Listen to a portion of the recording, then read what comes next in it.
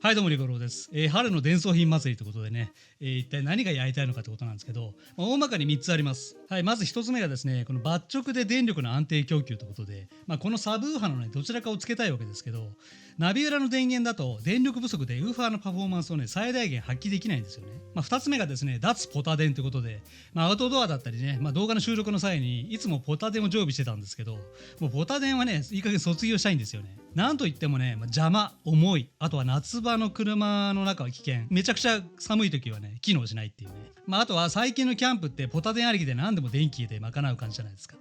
なんていうかその電気ってやっぱりね、風情がないんですよね。なので、極力電気を使わないキャンプの一環として脱ポタ電なんですよね。とはいえね、出張だったり撮影のロケとかでね、PC だったりカメラ周りのものを充電する機会が多いので、じゃあどうするかってことなんですけど、もうね、車からでいいんじゃねってことで、大容量の充電をね、アクセサリーソケット、いわゆるシガソケットから給電しちゃえということで、今回の抜直を機にこの高出力のシガーチャージャーを使うためのシガーソケット周りを強化したいと思います。ご存知かと思いますけど、ジムニの場合シガーソケットがフロントとリアに合わせて2つあるんですけど、2つ合わせて最大 120W までなんですよね。でそれを今回はそれぞれ 120W ずつ出力できるようにするということですね。で3つ目がリレーとタイマーを設置して、エンジンオフでもね充電したいということなんですね。シガーソケットからの電源というのは車の電源をオフにした状態だと出力されませんよね。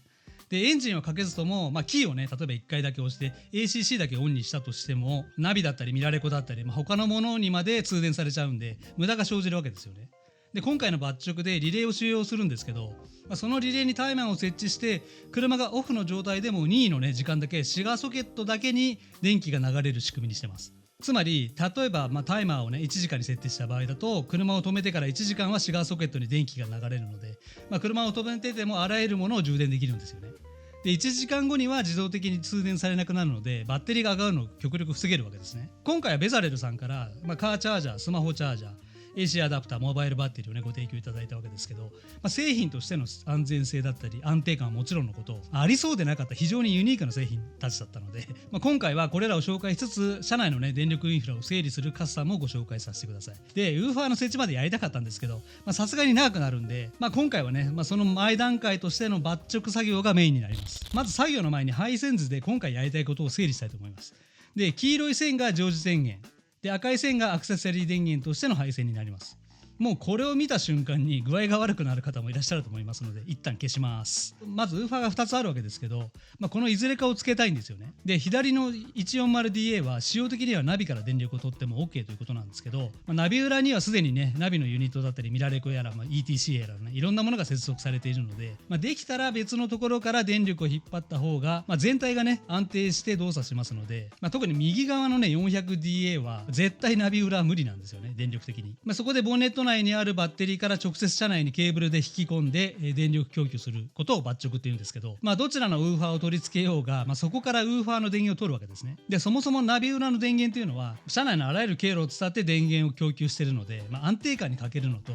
対して抜直の魅力は特にオーディオにおける電力の安定供給や、ノイズ低減に絶大な効果を発揮できるところなんですよね。そこで信頼のエーモンさんの抜直用ケーブルとリレーがセットになったものを購入しました。せっかく抜直したんでね、ウーファーだけではなくて前後のシガーソケットにも電源を供給するためです。あとナビも抜直から常時電源を取る予定です。でトータル 30A の高い電力なので、このクラスになるとヒューズだったりケーブルやケーブルの分岐もね自分でやろうとすると結構厄介なんですよ。なので、少々ね高く感じますけど、これさえ買っておけばね、他に余計なことを考えなくて済むので、むしろ安かったなとは思ってます。でこのケーブルをバッテリーから車内に引き込んでまずリレーと接続します。でリレーからの常時電源にウーファーを接続する予定です。抜直というのはエンジンをかけようが切ろうがずっと接続した機器にバッテリーから電気が流れっぱなしになるので、すぐバッテリーが上がってしまいます。それを制御するのがリレーなんですけど、リレーにもいろいろあってですね、今回は4極リレーを使います。簡単に仕組みを説明すると、リレーから出ている細い ACC ケーブルをナビ裏の ACC に接続します。リレーの ACC にそれぞれ前後のシガーソケットを接続します。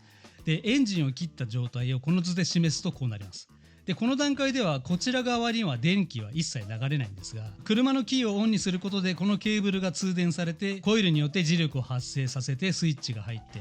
電源がオンになりましたよってね、リレー君に伝わるわけですね。その瞬間に ACC 側にバッチョクからの電気が流れるという仕組みです。そしてね、キーをオフにする、つまり ACC 電源への電力供給がなくなった瞬間に電源がオフになりましたよってね、リレー君のスイッチが切られて、こちら側の通電が遮断されることでバッテリーが上がるのを防ぐわけですね。でこれがリレーの役割になるわけですけど、じゃあウーファー用の常時電源の方はずっと電気が流れっぱなしじゃないかとお気づきかもしれませんが、実はウーファーにもですね、このリレー機能っていうのが備わっているので、ウーファーからの ACC ケーブルをナビ裏の ACC に接続するだけで、先ほどと同じような挙動になって、車のキーをねオフにすればバッチョクからの電源を遮断しますので大丈夫です。一般的に常時電源から電力をね供給するタイプの電装品はこのリレー機能っていうのは大体ついているはずですけどね。で今回はそこにタイマーを設置します。でこのタイマーは0分、1分、3分、15分、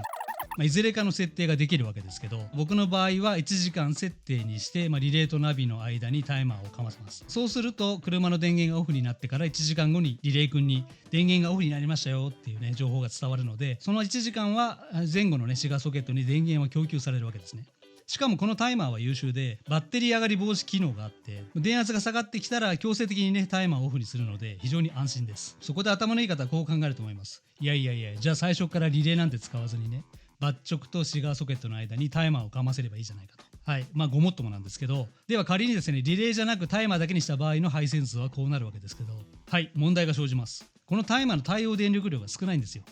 せっかくバッチョクでね最大 30A の容量をいただけるのに、この間に最大 3A のタイマーをかませることで、その先には 3A 以上の電力が供給されなくなるわけです。よってタイマーはリレーのコントロール部分に設置しなければいけないわけですね。これがリレーの必要性というか優秀なところなんですよね。なのでこの配線が今回のゴールになるわけですね。そういう意味ではね、非常に車の電装品って楽しいんですよね。あとバッチョクの場合はそれぞれの間に電装品の電力量に合わせて必ずヒューズをかませる必要がありますが、とにかく図のような感じでヒューズをかませれば問題ないと思います。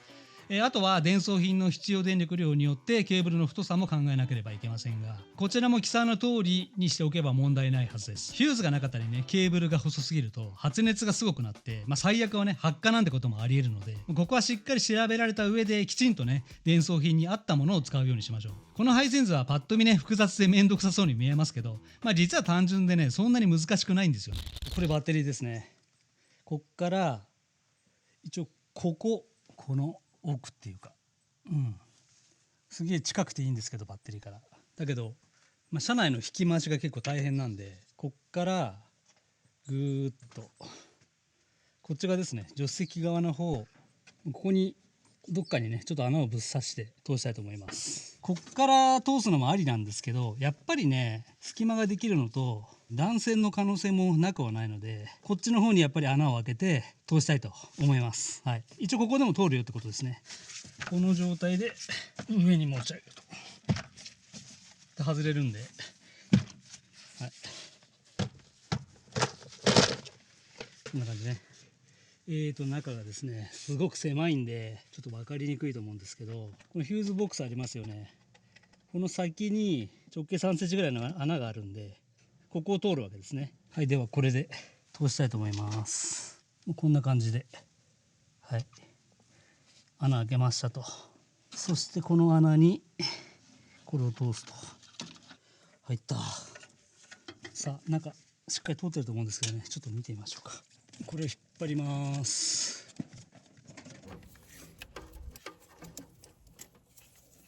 これを通したいと思います。太いんでね、こい、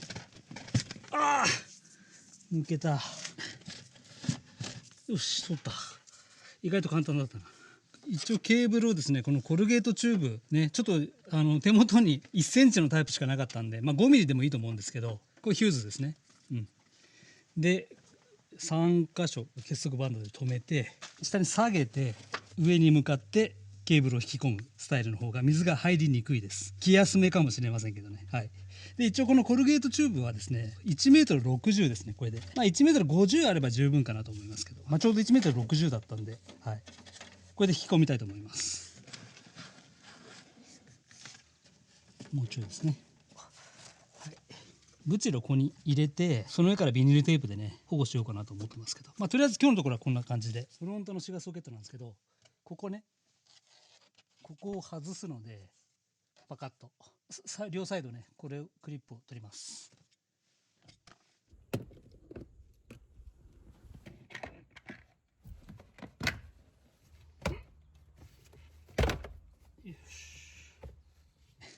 これね、ブルーはプラスなんで、はい、このブルーにつないで、この下を通して、この辺から一回こう通しましょうかね。ケーブル通るか確認して、ここに持ってきましたと。ブルーを切って、こういう風に接続しようと思ったんですけど、もうカニちゃんでいいかなと思って、はい、このカニでここ、いわゆる抜直の方と、カニちゃんの方が楽なんで、ちょうど真ん中ら辺ですね。はい、よし、多分大丈夫でしょう。はい、来てますね。バッチリです。カニちゃん生きてます。あとこれを接続して、でこれを元に戻すと。次後ろいきます。5箇所ね、1、2、3、4、5と。ここも1個クリップ外します。はい、これ。よいしょ。これもね、ブルーの部分をカニちゃんで割り込ませて、ケーブルをね、前の方に引っ張りたいと思います。カニちゃんで分岐して、これを前方に持っていくと。こっちも来てるかな。バッチリですね。配線は、こんな感じですね。これも取って、はい。フロントはですね、こんな感じで、切ったまんまにしてね、はい、絶縁だけしてね、処理しました。時間がある時にまたこれね、きちんとやろうかなと思ってますけど、はい。リアはギボシでこんな感じで接続しました。こっちが抜直で、これがフロントのシガーソケット。これがリアのシガーソケットですね。10A のヒューズかませてますと。はい、2本つなぎますね。こういう感じで、最後ここね、抜直の方をつないで完成と。こっち側にウーファーで、こっち側はナビの方の常時電源につなごうかなと思ってます。はい。やっぱりできるだけ安定した電力でね、音を鳴らしたいので、そういう予定です。はい。で、これをまとめて、ね、ちょっと上にこう押し込んでおきたいと思います。はい。こっちタイマーね。今タイマーこの上に引っ張って、このグローブボックスに入ってます。はい。そこでいつもコントロール切り替えれるようにしてます。はい。今つなぎました。タイマーを。こんな感じでね。今日テストなんで、一番短いやつね、1分で。1分はこの1をオンにすると。エンジンを落としてから1分間は通電しますよってことですね。このタイマーの先ですね。こっち側は、これをナビ裏の常時電源と ACC 電源と、あとアースですね。アースはどこでもいいんで、はい。この3本を接続するわけです。タイマーを返して、こっち側にリレーということですね。リレーのプラスマイナス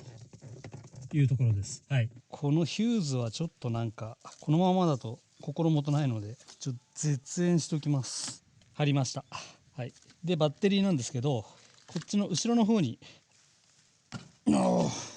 すごいよ。これ、硬すぎて。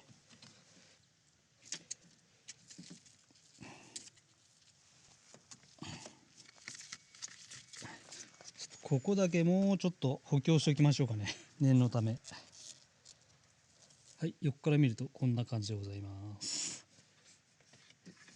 はい、ここに固定しました。そこで今回おすすめなのがベザレルさんの 85W カーチャージャーなんですよ。で、3つのポートの一番上が最大 65W 出力されるんで、例えば16インチの MacBook Pro でもよほどね高負荷の処理をしない限りは十分チャージできるし、その他のポートもですね PD3.0、QC3.0 規格なんで、高速に充電できます。3ポート最大で同時に 85W の出力なので、前後のシガーソケットにそれぞれを設置することで、前後同時で最大 170W の充電ができます。これだけの電力供給ができればキャンプだろうが車中泊だろうが全く問題ないでしょう。でさらにはこのオムニア X というねマグセーフ対応のスマホチャージャーなんですけど、これがすごいのがですね、スマホの 15W 急速充電はもちろんのこと、スマホと同時に Apple Watch そして AirPods が同時に充電できるんですよね。今まで Apple Watch はですね別の車用のね充電器を使ってたんですけど、なんかスマートじゃなかったのと、これでポートが一つね開放されるというメリットもありますね。カーチャージャー界隈もですね、最近ではかなりね高出力のものがリリースされてきてますが、ベザレル製品の素晴らしいのはですね、無理のないちょうどいい 85W の出力ってことなんですよ。ただ出力でかければいいと思うんでもなくて、他社のものと比較しながらね約1ヶ月ほど使いましたけど、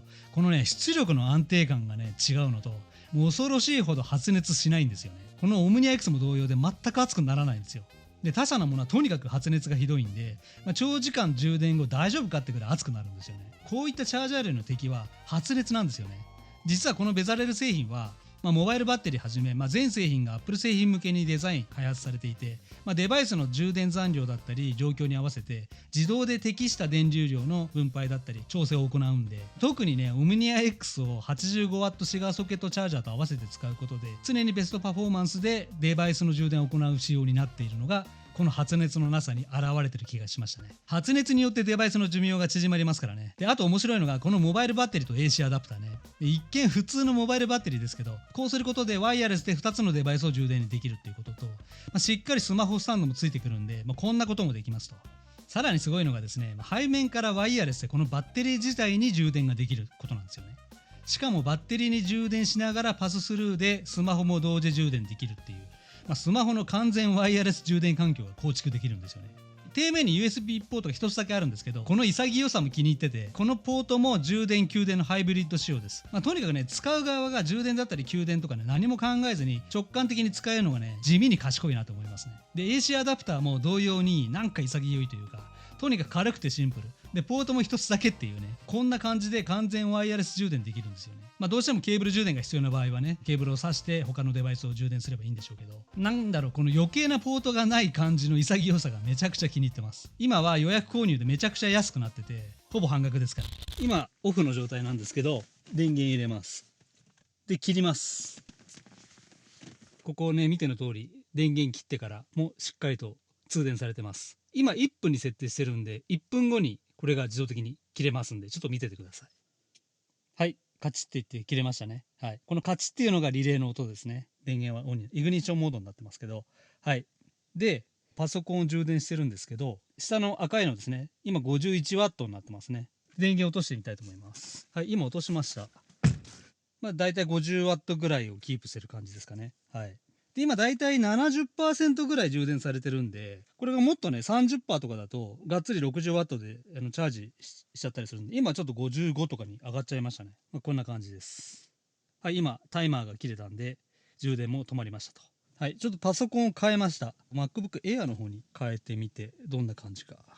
今 12W 挿してるんですけど、でこの MacBook Air の方もですね 75% ぐらいの残量なんで結構緩めだと思うんですけどね。これでも 30W 充電だと思うんですけどね、マックスでも。でこれ僕後ろの方でもちゃんと確認取れたので、はい、これで問題ないかと思います。はい、これで僕の電源周りのインフラは整いましたね。2台同時に充電してます。同じチャージャーからね。見えますよね。50とか40とか言ってると思うんですけど、こっち側は 11.2 とか 11.5 とか12前後、はい、充電してる感じですね。問題ないです。バッチリです。今までついてたやつね、ボールがね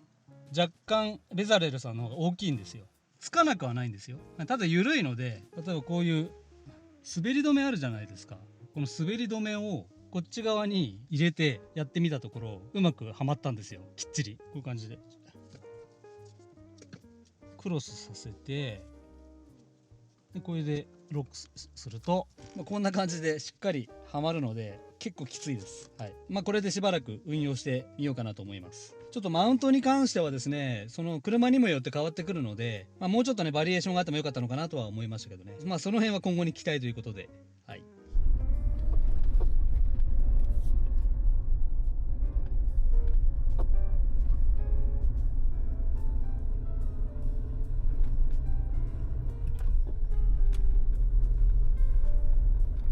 これ一番大事な話なんですけど、ジムニーのバッテリーってそもそもっていうお話です。で現行のジムニーもジムニーシエラも同じバッテリーが使われてます。でアイドリングストップなしが 55B24L というタイプで、アイドリングストップ使用者は N55 というタイプになりますけど、両者ともサイズや容量には差はないんですよね。で大きな違いは充電受け入れ性といって、これはつまりバッテリーへの充電のスピードが2倍速いってことです。主な違いはそれぐらいだということですね。次にバッテリー容量についてなんですけど、これがちょっとややこしくて3パターンあるんですね。定格リザーブキャパシティというのは 25A 放電で電圧 10.5V になるまで連続通電可能な時間ということで64分になってますね。これだと分かりにくいので、一般的なポータブル電源の容量として換算してみると、この場合ですね 25A の高出力だと容量約 281Wh レベルのポタ電と同程度ということになります。つまり 281W の電力を1時間使い続けるとバッテリー残量がゼロになるという計算ですね。次に5時間率容量というのがあって、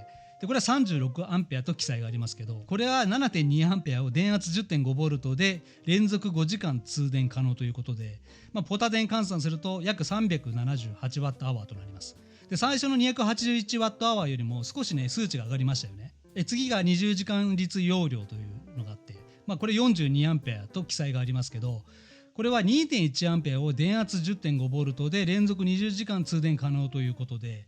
ポタ電換算すると約441ワットアワーになります。ここでまた少し数値が上がりましたよね。この3つをまとめるとこうなりますけど、つまり車のバッテリーって使用する電力量によって持続時間が変わるので、このバッテリー容量はこのくらいっていうね、単純数値化できないんですよね。さらに皆さんに馴染み深いモバイルバッテリーの、容量で換算するとこういった数値になって、例えば iPhone 16や MacBook Pro に何回充電できる容量なのかを示すとこうなります。で思った以上にですね、車のバッテリーは容量が少ないと思いましたよね。でこれを計算するまでは僕は個人的にこの大体3倍ぐらいはあるんじゃねえかって思ってたんですけど、この容量だとですね、ちょっと調子に乗るとすぐバッテリー上がっちゃうレベルの数字だったので、ちょっと驚いてます。冬場はもっとね厳しい数字になると思いますので、油断は禁物ですよね。参考までにですね、もし仮に車のバッテリーを空の状態から満充電するにはどれくらいエンジンを回さなければいけないのかっていうことなんですけど、これはあくまで目安であって、車種、バッテリー、気温、使用中のね電装品によって大きく変わってきますけど、だいたい回転数2000から3000以上で 2,3 時間程度走行すれば満充電されると言われています。非常にアバウトですけどね。僕はまだね納車から2年経ってないので、現行のバッテリーのままカスタムしましたけど、次回はねこいつにするつもりです。オーディオの音質だったり車内全体の電装品のパフォーマンスだったり電池容量もねかなりアップするようなんですけど、それでもね今使ってるバッテリーでどこまでいけるか試したいところです。すでにねこのバッテリーに変えられてる方いらっしゃったらぜひね違いをコメントいただけると嬉しいです。他にもねおすすめのバッテリーがありましたら教えていただけると嬉しいございます。はい、ということでね、もうこれでお膳立ては整えましたので、次回はねこいつらをつけていろいろと試してみたいと思います。リゴロでした。ではまた。